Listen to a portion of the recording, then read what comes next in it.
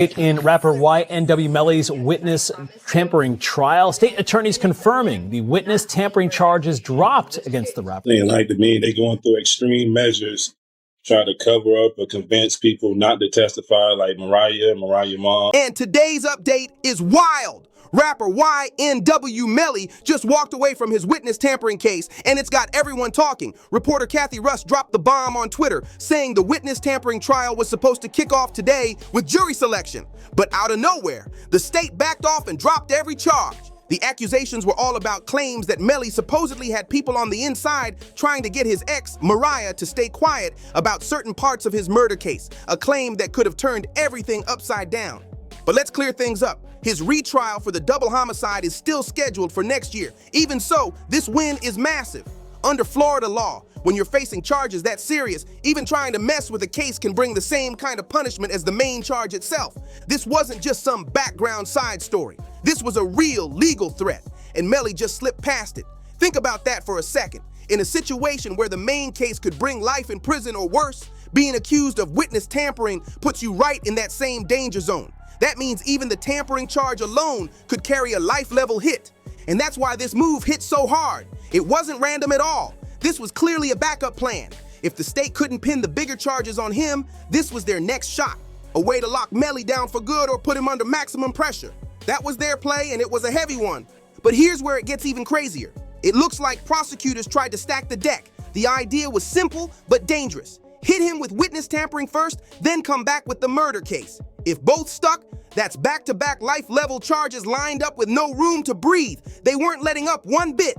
Now let's break it down and look at the official court documents so we can see exactly how these accusations were laid out. According to official records from the Broward County Criminal Clerk's website, things go way back to 2023, when YNW Melly was hit with witness tampering charges tied to a capital case, plus extra accusations about directing criminal activity and conspiracy connected to that same high-level offense. Every single one of those charges carried serious weight, no question about it. Now picture the scene. Early morning, fresh coffee, eyes locked on the paperwork. That's the energy behind this update. The documents tell a detailed story, and even the timing speaks volumes. According to what's filed, the timeline stretches from April 10th, 2023, all the way through July 22nd, 2023, a few tense months that clearly meant something big was happening behind the scenes. The paperwork states that Jamel Demons, along with others, knowingly took part in misleading actions toward another person with the goal of influencing testimony. That's the heart of the accusation, written right there in black and white.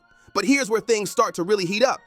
Instead of getting lost in the legal language, you gotta focus on what's hidden deeper in the fine print. Digging into the next section, things get way more specific. Further down in those pages, it says that screenshots of an Instagram chat were sent to Detective Moretti, supposedly showing that Cortland Henry, also known as Bortland, was messaging someone while he was out on bond the first time. Mariah Hamilton is spending her first day at the Broward County Jail. Those screenshots became a major piece of what prosecutors were leaning on. And that little detail changes everything. Name redacted. That conversation became a major focus for investigators who pointed to it as part of a bigger claim involving witness influence.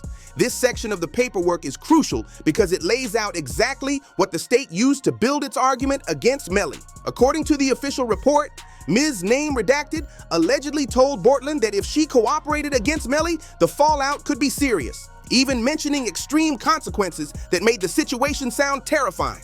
The paperwork says she claimed that Melly had already told her everything, but she refused to repeat what was said, believing that speaking out could destroy any chance of walking free. The same report adds that she felt targeted, unsafe, and believed people might be coming after her, which is what caused the whole thing to spiral even further. It paints a picture of fear and confusion that only made the case look more chaotic. There's this kind of crazy way that Melly was communicating. He wasn't allowed to use the phone, but he was passing notes to people. From there, the paperwork jumps into the trial timeline. On April 10th, 2023, Melly's first trial officially kicked off in front of Judge John Murphy, but things didn't end with a verdict. Instead, it wrapped up with a hung jury, forcing the whole case to reset for another round. No decision, no closure, just even more tension added to a case that was already explosive. Some parts of this file are zoomed in and blurred out because of private info like phone numbers, which explains why certain pages were handled so carefully. It's clear the goal was to move quickly, but still keep every piece of info clean, legal, and traceable. The documents also revealed that Detective Garrett Steele was first assigned to dig into the witness tampering allegations. Then, months later, in September 2023, Detective Danny Polo jumped in to review older files connected to Jamel Demons that traced all the way back to February 2022. The investigation just kept expanding, showing how deep this situation really ran. The documents show investigators were digging deep, specifically to figure out whether Jamel Demons could legally be labeled as a criminal gang member. On top of that, the paperwork revealed that Detective Danny Polo was already running a totally separate investigation tied to James Howard under a completely different case number. Howard's name has popped up before. He's been locked up in the Broward County main jail since 2020 and has stayed under the Broward Sheriff's Office the entire time. At the same time, Howard was facing prosecution from the Office of Statewide Prosecution on a conspiracy to commit racketeering charge, which is no small deal. That case alone carries serious weight. During that investigation, Detective Polo regularly monitored jail phone calls connected to Howard. Every inmate has a unique PIN number for calls, and all those calls are recorded and tracked by the jail system. Nothing slips by unnoticed. According to the official records, Jamel Demons didn't even have phone privileges because of disciplinary restrictions, which meant he couldn't call anyone directly. But here's where things take a twist. A proffer is usually a session between the defendant and the U.S. attorneys or the district attorneys in this case. And what usually happens is that they call it, and this is the popular name for it, Queen for a day. Usually a part of your plea deal, they want you, well, not like, well, plea deals are different, but in a proffer session, they're going to allow you to tell them everything. While listening to Howard's recorded calls, Detective Polo said he heard conversations that hinted Howard was acting as a go-between, possibly passing messages for demons. That detail made Polo dig even deeper, leading him to request and review extra phone recordings to piece together what was really going on. That chain of events became a huge part of how the state built its witness tampering story, showing just how closely they were watching every little connection. The big claim that someone already facing racketeering charges was in the same dorm as Melly and may have let him use a phone or pass messages on his behalf. At least according to what investigators believed. Sounds wild, right? Because if that's true, it would mean every move inside that jail was being tracked to the smallest detail. Inside jail walls, setups like this happen all the time. When one inmate can't get on the phone, someone else with minutes steps in and helps pass messages. That's just how it goes in there. But because this situation involved YNW Melly and the other inmate was already caught up in a racketeering case, investigators treated it like a major red flag instead of just another jail hustle. That's when detectives decided to dig deep instead of letting it slide. Same environment, but now there was a huge spotlight on every move. According to the reports, the phone numbers being used traced back to several people connected to Melly. The full list wasn't released, probably for privacy, but the pattern was clear enough for investigators to push their case even harder. They wanted every single connection mapped out, and nothing was being ignored. The documents also mention another inmate, Terrence Mathis, who allegedly made over 60 phone calls to Portland between March and August of 2023. Mathis himself is awaiting trial on a first-degree murder charge and has been sitting in Broward County custody since 2018. The state pointed to all those calls as more proof that something deeper was happening behind the scenes. From there, prosecutors claimed that Melly had put together a complex setup to communicate with people outside the jail, including his co-defendant. And that became one of the biggest parts of their argument. According to jail surveillance footage from the Broward main jail, cameras in Unit 5C and Unit 2 reportedly caught key activity on August 21st, 2023. Investigators locked in on that footage, saying it showed how the whole communication network might have been moving inside those walls. At around 5:11 p.m., the surveillance footage kicks in, showing Melly talking from inside his cell to another inmate who was out in the day room during scheduled recreation time.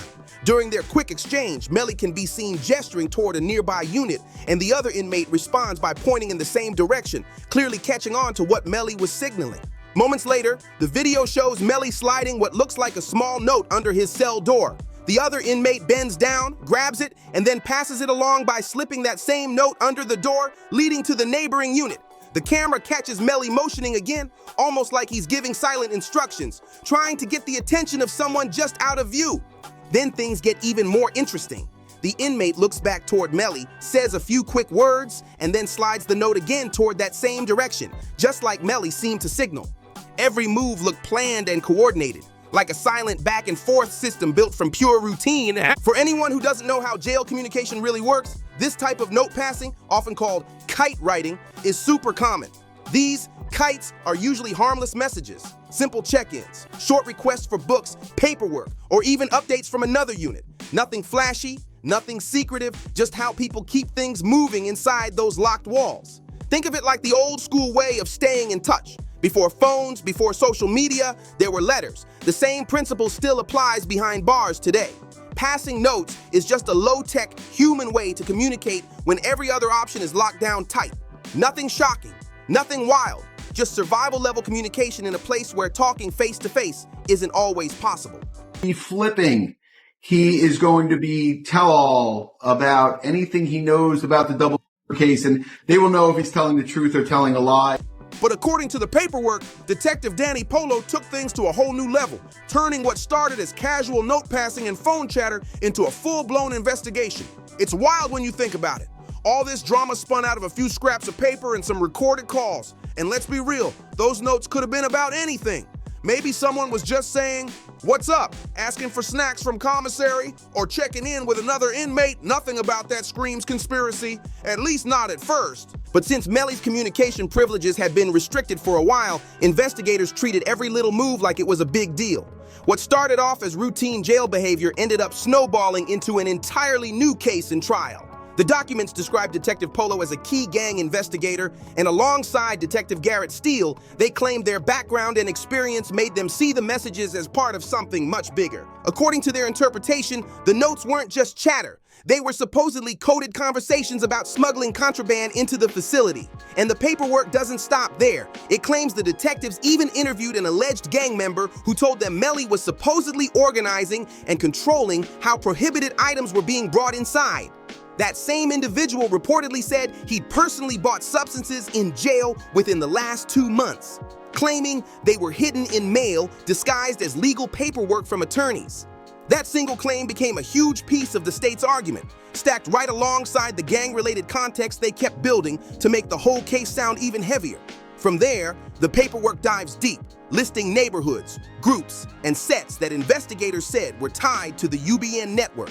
Page after page, it lays out names, connections, and branches, all meant to paint a picture of a massive organized setup, one that the state insisted Melly was right in the middle of.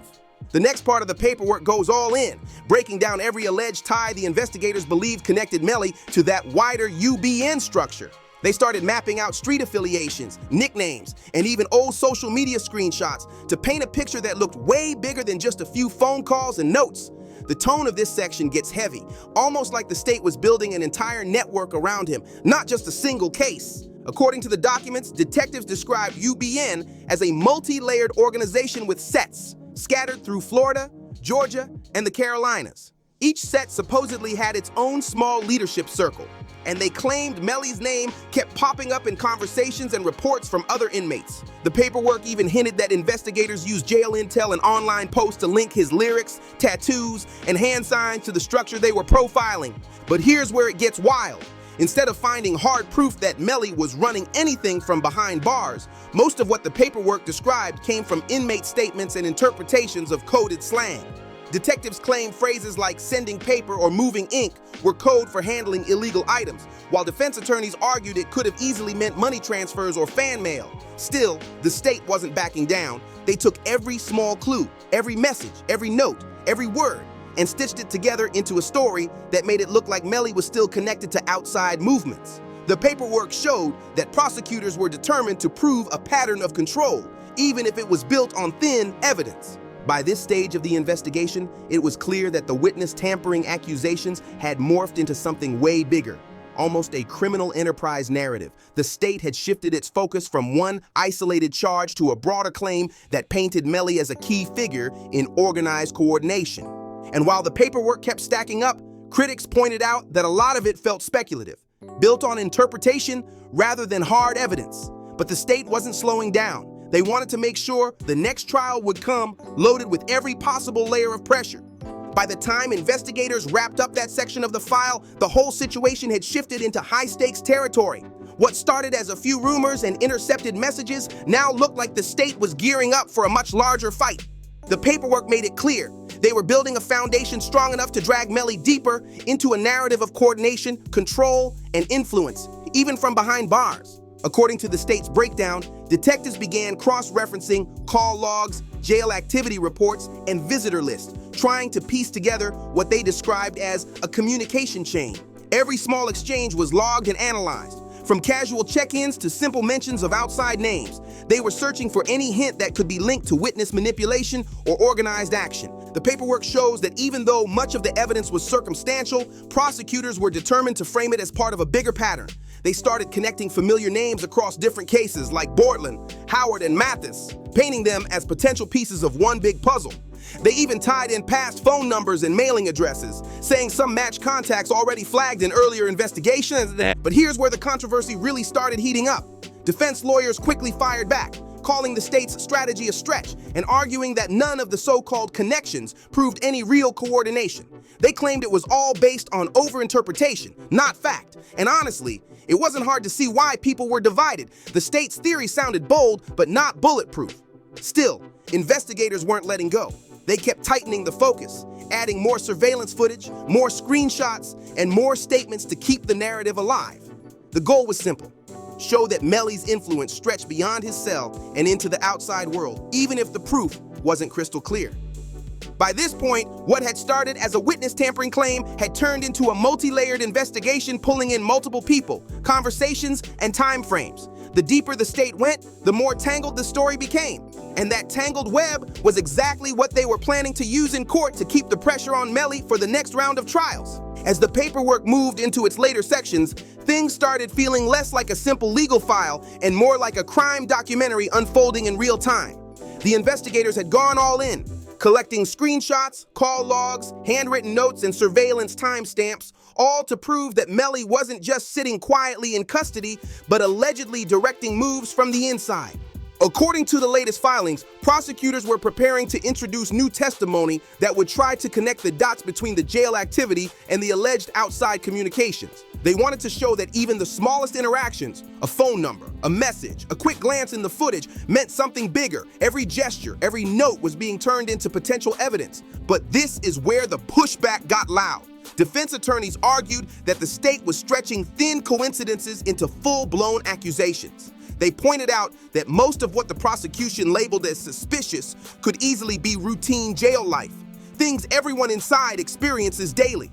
They even said that the so-called coded messages were nothing more than slang or casual talk blown way out of proportion. Still, the state refused to ease up. Detectives doubled down, saying that years of experience in gang and organized crime investigations gave them reason to believe Melly's communications weren't innocent. They insisted that the consistency of the names, calls, and timing showed planning and intent. What's wild is how both sides were building two completely different stories from the same pile of evidence. The prosecution saw a hidden network, the defense saw overreach, and caught in the middle was Melly, waiting for the next court date while the internet went crazy, debating which side was closer to the truth. By this stage, the energy around the case had reached another level. Reporters, fans, and critics were glued to every update. Everyone wanted to know how this twist would impact the upcoming retrial on the bigger charges. The paperwork might have been just ink and pages, but behind those lines sat a storm that could shift the entire direction of Melly's legal fight. When you flip through the next section of the documents, the pages start throwing out a long list of group names and sets. Stuff like 9 Trey Valentine, Bloodstone Villains, and a bunch of other street affiliations all stacked together to paint one massive picture. The state's angle was clear. They wanted it to look like Melly's world connected to a web of organized power. Then the paperwork zooms in tight, breaking things down by initials, coded names, and ranks. It's laid out like a hierarchy. Top figures, middle ranks, lower level roles, all structured to seem organized, dangerous, and united under one umbrella. The layout itself feels intentional, almost theatrical, like the state wanted readers to feel the weight of it before even questioning if it was real. But here's the thing, a lot of this so-called new evidence wasn't new at all. Most of it was old, recycled info that had been floating around online for years, stuff fans and bloggers had already seen long before investigators slapped it into official paperwork. You didn't need to be a trained detective to spot how familiar some of it looked. Still, that didn't stop prosecutors from leaning hard into the presentation. The idea was simple. Attach a gang label to a charge, and suddenly everything gets heavier. The penalties go up, the story sounds scarier, and the public pressure multiplies. That exact same playbook had already been used in Melly's murder case, where they weren't just trying to prove a crime, they were trying to prove a bigger narrative. The state wanted to brand it as a gang-connected murder, which is why they went after the death penalty from the start. That's the storyline they were pushing: high stakes, heavy danger, and maximum punishment. And standing right in the middle of it all was Detective Danny Polo. Reports say Polo might have that rock star look: long hair, ink, shades. But don't let that fool you. He's the one who spearheaded these investigations, pulled the gang angle into the mix, and built the witness tampering case from the ground up. He's also the man whose work reportedly cost Broward County serious money, all for a case that just got dropped in the end. You can bet he's heated about that, especially after all the time, energy, and pressure poured into turning this into something bigger than it ever needed to be. Literally one day before jury selection, Detective Polo's so-called gang expertise was front and center. And now, with all the gang claims tossed out and the witness tampering charges dropped, it's looking clearer than ever who was really pulling the strings behind the scenes. But at the end of the day, this moment marks a massive win for YNW Melly. Fans of the rapper are lighting up social media, celebrating this legal W and calling it proof that sometimes the system throws wild curveballs, but Melly just dodged a serious hit. This one's got people buzzing everywhere. The blogs, the comments, the barbershops. Everyone's talking about how this case flipped in an instant. Still, the story isn't over yet. YNW Melly is still waiting for his retrial on the murder charges, and he's been behind bars for about 7 years now. The new trial is reportedly expected sometime next year, which sounds unreal. That's a long road for anyone to walk. But no matter what, today's decision stands as a huge relief and a major win in a case that's been dragging on for years. And if you've been following this story, you already know the streets don't stay quiet after news like this. People are talking, reactions are flying, and everyone's waiting to see how this twist shapes what comes next. Now, if you're locked in with this story, you already know what to do. Join the FameWhisp family. Hit that subscribe button, turn on notifications, and stay tapped in because the grind never stops. The streets never sleep, and neither do we. We've got more stories dropping soon. Deeper, crazier, and packed with even more inside info. So don't miss a beat. Smash that like button, share this video, and drop your thoughts in the comments. Let us know how you feel about this Melly victory and how it's shaking up the scene.